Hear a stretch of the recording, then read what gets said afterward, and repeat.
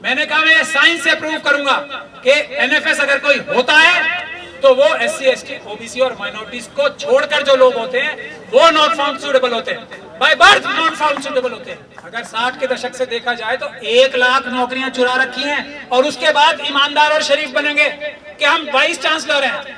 हौसला देखो बेईमानियों का और बेईमानी करने का, ये हौसला देखो कि हमारे खिलाफ कोई एक्शन नहीं होगा। हम चोरी करें, डकैती डालें, कुछ भी करें, हमारे खिलाफ एक्शन नहीं होगा क्योंकि हमारे लोग सिस्टम में हर जगह बैठे हैं। ये हौसला यहां से आता है।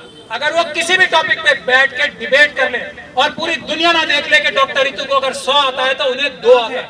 हर एक जो नौकरी चुराई है वो डॉक्यूमेंट्स फोर्ज करके चुराई है, गलत बयानी करके खिलाई है, एनएफएस लिख के कराई है। ये सब अपराध हैं जो यूनिवर्सिटी के अधिकारियों ने किए हैं। और आज यहाँ पर मौजूद जो भी लोग आए हैं एससी, एसटी, ओबीसी, माइनॉरिटीज के, वो सभी मुझे देख के बहुत खुशी भी हो रही है, गर्व भी हो रहा है कि ये सभी लोग वो हैं जो प्रताड़ित हैं, जिन्होंने कुछ ना कुछ नुकसान उठाया है। यहाँ पे इतनी बड़ी बड़ी शख्सियतें, भानु प्रताप जी, इनके पिताजी एक सबसे काबिल जज थे, उनके खिलाफ साजिश करके, सोच लीजिए, यह जुडिशरी की बात मैं बता रहा हूं आपको, उनके खिलाफ साजिश करके, झूठे सबूत पैदा करके, झूठी इंक्वायरियां करके उनको हाई कोर्ट जाने से रोका। क्यों? क्योंकि वो दबने वाले नहीं थे, न्याय करने वाले थे। और जब हाई कोर्ट से उनकी एज खत्म हो गई तब फैसला आया इनके हक में, इनके पिताजी के, तो ये भी प्रताड़ित हैं। और अगर भानु प्रताप जी जैसा व्यक्ति, उनके वालिद प्रताड़ित हो सकते हैं तो बाकी लोगों की आप अंदाजा लगा सकते हो। मैंने इस तरफ देखा तो इंदू जी हैं, इंदू चौधरी जी, इंदू सिंह जी, ये इतनी मजबूत महिला है, इनके साथ पुलिस एफआईआर दर्ज नहीं करती। मैंने थोड़ा और इधर देखा तो डीसी कपिल साहब है, ठेकेदारी हटाओ मिशन के खिलाफ ये उसमें काम कर रहे हैं, इतना बड़ा काम कर रहे हैं। उससे पहले इन्होंने दिल्ली सरकार की चूल्हे हिला दी थी डेसू में, और इलेक्ट्रिसिटी विभाग में जो चोरी सरकारें कर रही थी उसकी चूल्हे हिला दी थी। उसके ये इंजीनियर के पद पे थे और वहां की यूनियन के प्रेसिडेंट थे। इनके खिलाफ भी साजिश करके रातों रात इनका घर तक छीन लिया, ऐसे मजबूत व्यक्ति। तो इतने बड़े बड़े मजबूत लोग, ये अब मेरे इस तरफ सामने देखता हूं तो नेशनल हॉकर्स फेडरेशन के लोग हैं, राजेश जी हैं, दूसरे लोग हैं। इनके लिए भारत की सरकार ने एक कानून बनाया कि इनका हक है। अगर ये अपना हक लेने के लिए, जो हक इनका कानून ने पार्लियामेंट में दिया है, वो हक लेते हैं तो पुलिस आके इनके ऊपर डंडे चलाती है, अपराध करती है। तो आज जो ये जमावड़ा है वो ना सिर्फ एससी, एसटी, ओबीसी के लोगों का है, बल्कि ऐसे लोगों का है जो किसी ना किसी रूप से जबरदस्त तरीके से प्रताड़ित हैं। और उससे भी बड़ी बात, जबरदस्त तरीके से लड़ाई लड़ने वाले हैं, दुश्मनों को हराने वाले हैं।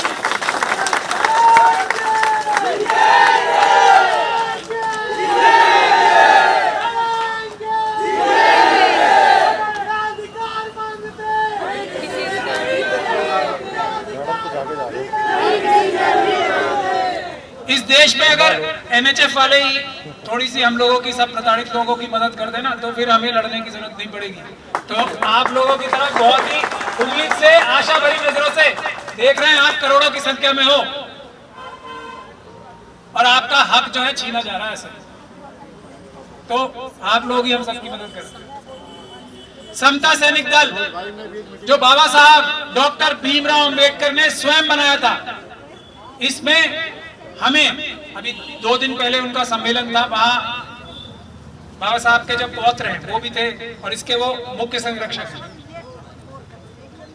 तो ये आरएसएस से पहले समता सैनिक दल बना था, 24 में, 25 में आरएसएस बना था।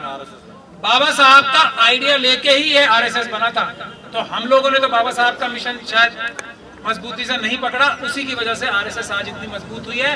हिंदू राष्ट्र बनाने की तरफ बड़े बड़े कदम उठाए जा रहे हैं। वो मनुस्मृति जो बाबा साहब ने 1927 में जलाई थी, उसको भारत, और उसके बाद भारत का संविधान बनाया था, उसको भारत के संविधान को खत्म करके मनुस्मृति दोबारा लागू करने की जो है साजिश हो रही है। थोड़ा और उधर देखता हूं तो हरनाम जी खड़े हैं वहां पे, वो भी बहुत संघर्ष कर रहे हैं। थोड़ा वो ऐसा सोचते हैं कि ये जो मनुवादी हैं ये शायद कभी न्याय करेंगे। इनकी जो सामर्थ्य है, इनकी जो कैपेबिलिटी है, इनका जो टैलेंट है, उसको उसका 100% नहीं तो 2-3% तो इनको रिटर्न मिलेगा ही। ये इनकी गलतफहमी है, मेरे हिसाब से दूर होते होते हो जाएगी। न्याय SC, ST, OBC और माइनॉरिटीज जो हम लोग हैं वही ईमानदार by birth, by genetics, by genes होते हैं। बाकी सब लोग जगह जो बच जाते हैं लोग, वो बेईमानी करते हैं, वो नाइंसाफी करते हैं, वो जुल्म करते हैं। उनमें से कुछ मुट्ठी भर लोग ऐसे हो सकते हैं जो अपनी जीन्स के खिलाफ जाते हैं, ईमानदार होते हैं या इंसाफ करने वाले होते हैं। तो हरनाम जी जैसे लोगों को, ऐसे मुट्ठी भर लोगों में से कोई कभी मिलेगा नहीं, और संघर्ष करते रहेंगे, करते रहेंगे, करते रहेंगे। सारा काम ये करेंगे, मलाई बाकी बचे हुए लोग खाएंगे। आखिर में मैं आता हूं डॉक्टर ऋतु पे। अभी बहुत सारे लोगों ने कहा, हमारे दिल्ली यूनिवर्सिटी के जो SC, ST कर्मचारी यूनियन के प्रेसिडेंट साहब भी यहाँ मौजूद है, ये भी संघर्ष करने के लिए आगे आ रहे हैं। ऐसे लोगों की जरूरत है, ऐसे लोगों की जरूरत नहीं है। राजवीर सिंह साहब, ऐसे लोगों की जरूरत नहीं है जो पीड़ा तो समझते हैं लेकिन पीड़ा के लिए संघर्ष करने के लिए आगे नहीं आ रहे। और आज मुझे खुशी है, डूटा के लोगों से हमने बहुत रिक्वेस्ट की। सागर सर तो हैं यहाँ पे, डूटा के डूटा के हैं आप, सागर सर हैं SDTF के। मैं डूटा की बात कर रहा हूँ, सागर सर हैं, हमारे हैं, डूटा में रहे थे। वो हरनाम सिंह जी का एग्जाम्पल दे रहा था ना, मैं सबसे ज्यादा डिजर्व ये करते हैं और इनके अलावा कोई डिजर्व भी नहीं करता। तो मैं तो एग्जाम्पल दे के बता रहा हूँ। सबसे ज्यादा समझदार भी होंगे कर्मचारियों की और यूनिवर्सिटी के अधिकारियों की, और टीचर्स की लड़ाई भी सबसे अच्छे तरीके से लड़ पाएंगे। लेकिन वहां लड़ाई थोड़ी लड़नी है, वहां तो बेईमानी करनी है। तो डूटा से हमने करबद्ध निवेदन किया था। मैंने स्वयं अपनी तरफ से भी मैसेज भिजवाया था उनके, और हमारे बीच में जो कुछ ब्रिज वाले लोग हैं, शुरू में जब डॉक्टर ऋतु सिंह एक कमजोर शख्सियत लग रही थी उन्हें, डूटा साहब को, डूटा वालों को, तो बड़ी आगे आके मदद कर रहे थे कि हम इस कमजोर महिला की मदद करेंगे, लेकिन उसको अधिकार दिलाएंगे। जब अधिकार दिलाने की बात आ जाएगी तो उसमें आज यहाँ मौजूद नहीं है, मुझे बड़ा दुख है। मैं चाहता हूं कि वो मेरी बात सुने और लीड लें, ये साबित करने के लिए कि डूटा के अंदर भी कुछ ईमानदार लोग बाकी हैं। डॉक्टर ऋतु से अच्छा केस, डॉक्टर ऋतु से मजबूत केस इस वक्त दिल्ली यूनिवर्सिटी में किसी का नहीं है। और ऐसा मैं क्यों कह रहा हूं? इसलिए कह रहा हूं कि डॉक्टर ऋतु अपनी लड़ाई नहीं लड़ रही। इनके पास ऑप्शन है ऑक्सफोर्ड यूनिवर्सिटी में जाके प्रोफेसर होने का। ये दौलत राम की प्रिंसिपल और यहाँ पे जो वाइस चांसलर और रजिस्ट्रार साहब बैठे हैं ना, इस बात को सुन लें। मैं इस बात की गारंटी दे रहा हूँ, ये ऑक्सफोर्ड यूनिवर्सिटी में नौकरी इन्हें मिल सकती है। अब दौलत राम कॉलेज जो है, मेरे ख्याल से ऑक्सफोर्ड यूनिवर्सिटी से तो कम ही होगा ना, और वहां की प्रिंसिपल तो बिल्कुल ही नालायक है। मैं कह रहा हूं नालायक, नालायक, नालायक, नालायक, बेईमान है, बेईमान है, बेईमान है, बेईमान है।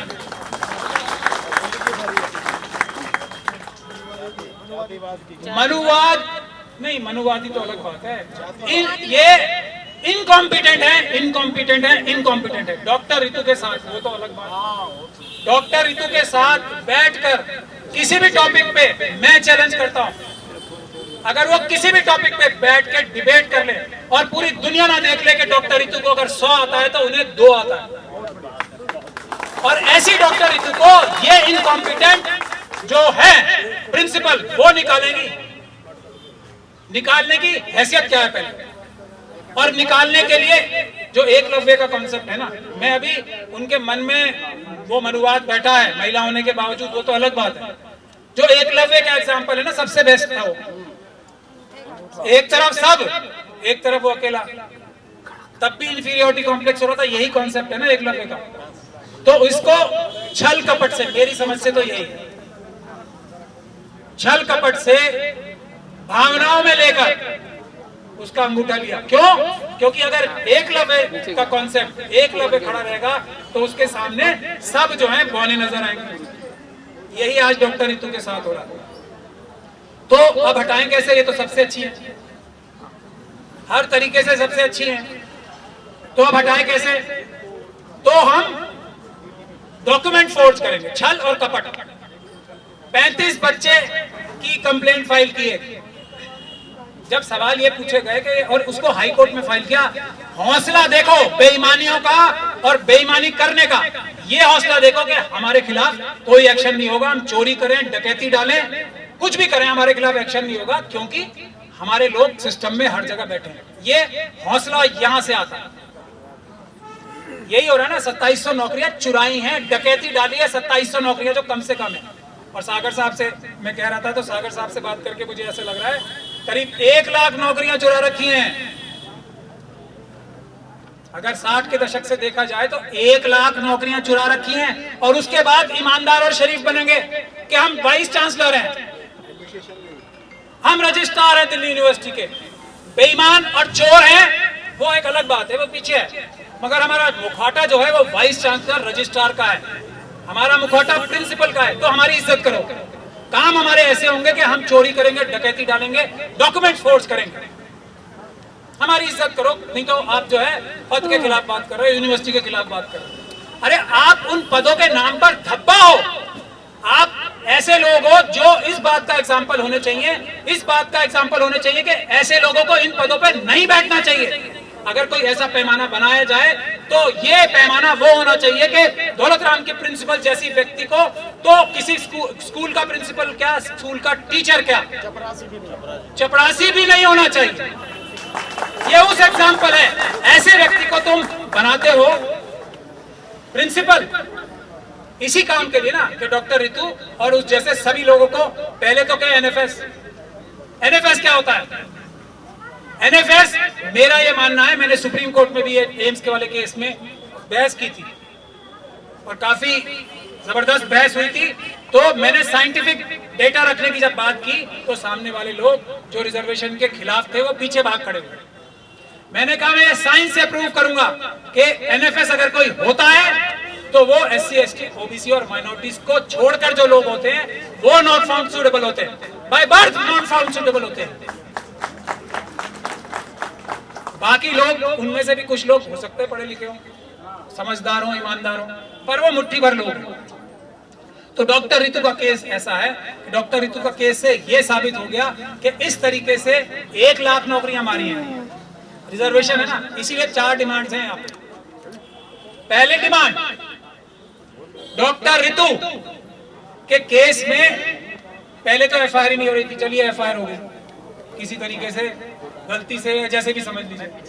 तो पुलिस ने उसमें जो इन्वेस्टिगेशन की, ये है दुख की बात, सोच लीजिए, जो इन्वेस्टिगेशन की पूरी ताकत इस बात के लिए लगाई कि किसी तरीके से क्लीन चिट दे दी जाए रजिस्ट्रार साहब को और प्रिंसिपल साहब को और दूसरे प्रोफेसर्स को, जो सब डॉक्टर रितु को झूठे दस्तावेज बनाकर नौकरी से निकालने की साजिश में शामिल थे। 5-6 प्रोफेसर्स भी हैं उसमें, दौलत राम कॉलेज के, और भी अधिकारी हैं जिन्होंने वो डॉक्यूमेंट फोर्ज किया और उसका इस्तेमाल किया। जो बच्चे हैं ही नहीं उनके सिग्नेचर्स किए, जो दौलत राम कॉलेज में नहीं उनका, और डॉक्टर रितु ने उनको पढ़ाया, ऐसा तो बिल्कुल भी नहीं है, ये इन्वेस्टिगेशन में निकल के आ गया। तो डीसीपी साहब मेरी बात ध्यान से सुन लें, यहाँ के जो हैं हमारे अपने आदमी, बड़ा दुख होता है, वो भी सिख समुदाय से आते हैं और आज भगत सिंह जी का जन्मदिन है, तो भगत सिंह जी से थोड़ी इंस्पिरेशन लें, प्रेरणा लें। डीसीपी साहब ने अपराध किया, इसी डॉक्टर रितु साहब के केस में।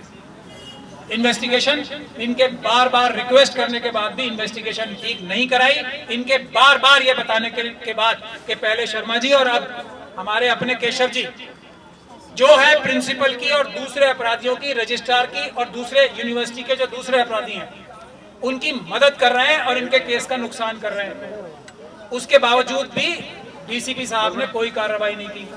हमारे पास सबके डॉक्यूमेंट्री सबूत है, तो उन पे धारा 4 लगेगी। अब ये केशव साहब हैं, वो शर्मा जी पे तो लगेगी, पहले वाले जो आईओ थे वो भी अपराधी हैं, उन पे धारा 4 लगेगी, 166 लगेगी। उन्होंने भी पूरी ताकत लगाई किसी तरीके से सारे सबूत नष्ट करते। पुलिस की बात बता रहा हूं मैं यहाँ पे।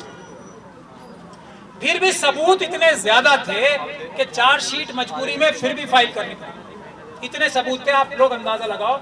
सारी पुलिस की ताकत एक काम पे लगी हुई थी कि किस तरीके से प्रिंसिपल को बचाया जाए, रजिस्ट्रार को बचाया जाए, वाइस चांसलर को बचाया जाए और दूसरे यूनिवर्सिटी के जो दौलतराम कॉलेज के जो प्रोफेसर हैं और जो दूसरे लोग इस साजिश में शामिल हैं डॉक्टर रितु, उनको बचाया कैसे जाए। इन्वेस्टिगेशन सिर्फ और सिर्फ इसी काम के लिए हुई थी। लेकिन फिर भी इतना मटेरियल आ गया कि चार्जशीट मजबूरी में फाइल करनी पड़ी। तो हाई कोर्ट में जाके ये हमारे आईओ साहब क्या कहते हैं कि मैं इसे अरेस्ट नहीं करूं। कोर्ट पूछ रहा है भाई आप अरेस्ट करना चाहते हो क्या? ये तो एक कागज है। ये प्रिंसिपल तो हम लोगों ने कहा कि इसकी हिस्ट्री है इस तरह के डॉक्यूमेंट फोर्ज करके SC ST OBC और माइनॉरिटीज का नुकसान करने की। तो कोर्ट क्या पूछेगा भाई आपको कोई पुलिस रिमांड चाहिए अरेस्ट करने की, ताकि आप और जो अपराध हैं उनके बारे में पूछ सको? कोई चाहिए? तो वो कह रहे हैं हमें अरेस्ट नहीं करना, ये हमारी VIP है। इस तरह की इन्वेस्टिगेशन होने के बावजूद भी चार्जशीट फाइल हुई है। तो अब हम कोर्ट के माध्यम से ना सिर्फ उन अपराधियों को, और आज जो ये बॉल है ना VC साहब के पाले में, इसीलिए यहाँ एक छोटी सी गैदरिंग हुई आज। ये गैदरिंग समझ लें 1% है। अब हम ये चेक करना चाहते हैं कि ये सारे अपराध जितने भी हुए हैं, दौलतराम प्रिंसिपल ने जो किए हैं, उनके साथ मिले हुए प्रोफेसर्स ने जो किए हैं, उनके साथ मिले हुए उनके दूसरे प्रशासनिक अधिकारियों ने जो किए हैं, यूनिवर्सिटी के साथ जो रजिस्ट्रार लेवल तक की तो कंफर्म हमारे पास सबूत है, पुलिस को दे रखे हैं। रजिस्ट्रार साहब ने जो क्राइम्स किए हैं उसके अलावा क्या वाइस चांसलर साहब भी इसमें डायरेक्टली इन्वॉल्व है या नहीं है?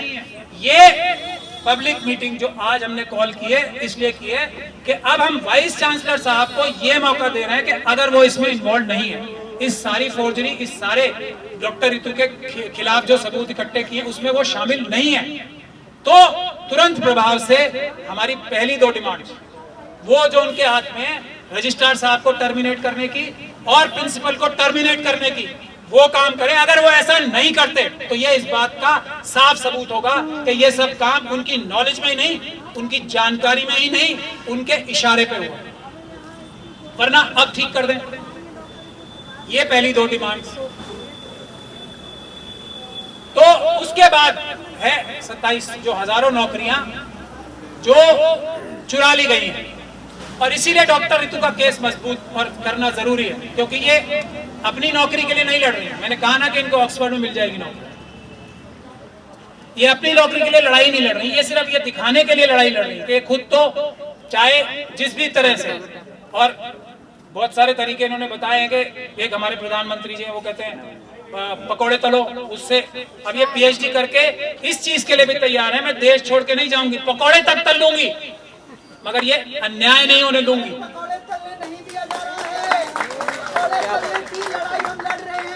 वो कहा जा रहा है, लेकिन वहाँ पर भी हमारे साथ सिर्फ और सिर्फ अन्याय हो रहा है। सारे पेपर होने के बावजूद पकौड़े भी तलवाएंगे, पकौड़े तलने की भी लड़ाई लड़ी जाएगी। इसीलिए आप यहाँ पर हो ना, इसीलिए तो बोल रहा हूँ आज जो ये समागम बन रहा है ना, ये सब लड़ाइयाँ एक साथ होकर लड़ने की। तो डॉक्टर रितु के केस में ये है कि जो 1 लाख के करीब नौकरियां, जो रिजर्वेशन का प्रोसीजर इन्होंने धोखाधड़ी करके चेंज किया, डॉक्यूमेंट्स फोर्जरी की है, वो भी सब फोर्जरी है। जो SC ST एक्ट के तहत अपराध किया है उसको पकड़वाने के लिए डॉक्टर रितु जो है ये संघर्ष कर रही है। इनकी अपनी नौकरी का नहीं है। ये कैसा एग्जाम्पल सेट होना चाहिए हम सब ने लाइन खींच के लड़ाई लड़नी है। ये इसमें डॉक्टर रितु एक ऐसी भगत सिंह जी की और बाबा साहब डॉक्टर अंबेडकर की फॉलोअर है जो पीछे हटने को तैयार नहीं है, ना डर के ना लालच से। तो एक एग्जाम्पल हमें ऐसा मिल गया है कि इस एग्जाम्पल के तहत हम अपने सभी लोगों को न्याय दिलवाएं और सभी लोगों को जो बेईमान है उन्हें बेनकाब करें। मैं डूटा का नाम यहाँ नहीं ले रहा हूँ, उनको भी मौका दे रहे हैं कि आए और ज्वाइन करें। जो मुंह दिखाने के लिए छदम सहानुभूति रखते हैं ना, उनको हम अच्छे से पहचानते हैं। तो ये बात है, इसीलिए डॉक्टर रितु के केस में हम सभी लोगों को मजबूती के साथ लड़ना है। और ना सिर्फ डॉक्टर रितु का केस हम जीतेंगे तो वो हजारों नौकरियां मिलेंगी, क्योंकि हर एक केस में हर एक जो नौकरी डॉक्टर रितु की तरह चुराई है वो SC/ST एक्ट के तहत अपराध है। हर एक जो नौकरी चुराई है वो डॉक्यूमेंट्स फोर्ज करके चुराई है, गलत बयानी करके खिलाई है, NFS लिख के कराई है। ये सब अपराध हैं जो यूनिवर्सिटी के अधिकारियों ने किए हैं।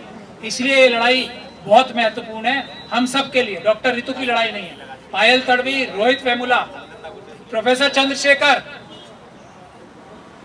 को जैसी दशा रोकने की लड़ाई है कि हमारी एक और कमी है कि जब हमारा कोई दुनिया से चला जाता है ना, जब हम उसकी पूरी ताकत से जय जयकार करते हैं, मदद करने जाते हैं, जिंदा मोमबत्तियां लगाते हैं,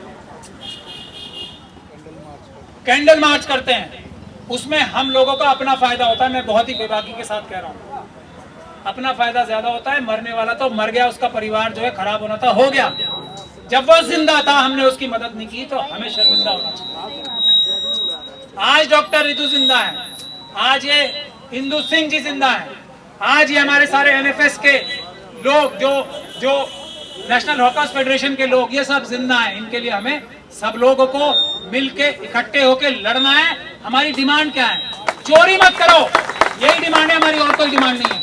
बेईमानी मत करो, धोखाधड़ी मत करो, पदों पे रहकर धोखाधड़ी, बेईमानी और चोरी करना बंद करो। जो जिस पद पे बैठा है वो संविधान के हिसाब से और ईमानदारी से काम करे, यही हमारी डिमांड है। दूसरी बात यह है कि एक बात, जो चोर हैं उनको हम छोड़ेंगे नहीं, ये हमारा अज़्म है। इसी के साथ बहुत बहुत धन्यवाद मैं करता हूँ, अपनी वाणी को विराम भी देता हूँ। जय भीम, जय भारत।